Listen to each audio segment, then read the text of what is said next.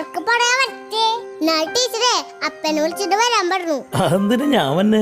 അപ്പക്കറിയാലോ ഞാൻ പഠിക്കുന്ന കുട്ടിയാണെന്ന്. പിന്നല്ലാതെ എന്റെ മോള് ക്ലാസ്സിൽ ഫസ്റ്റ് അല്ലേ? ആ എന്താ ടീച്ചറെ എല്ലാ പേപ്പറിലും മൊട്ടിട്ടെടുക്കണപ്പേ. പൂജു പൂജന്നറിയ കോഴിവട്ട പോലെ ഇരിക്കണ്ട്. എനിക്ക് സകർവട്ടന്റെ ഹൃദയം തകർന്നു പോയപ്പേ. അവസാനം ഞാൻ ചോദിച്ചേ ബുക്കിനറിയ മുട്ടിട്ടാണ് ടീച്ചർ എന്താ കോഴിപ്പിടിയാണോ? അയ്യോ അപ്പൊ ടീച്ചർക്ക് ദേഷ്യപ്പെട്ടപ്പേ ടീച്ചറിന്റെ ബുക്ക് വാങ്ങിച്ചിട്ടേ ഒരു വലിയ കോഴിമുട്ട കൂടി വച്ചിരുന്നു. എന്നിട്ട് പറയണേ വീട്ടിൽ ഞാനിട്ട് പുഞ്ഞു തിന്നോളാണ്. ടീച്ചർ കൂടെ വിചാരിണ്ട് ഞാൻ മണ്ടിയാണെന്ന്.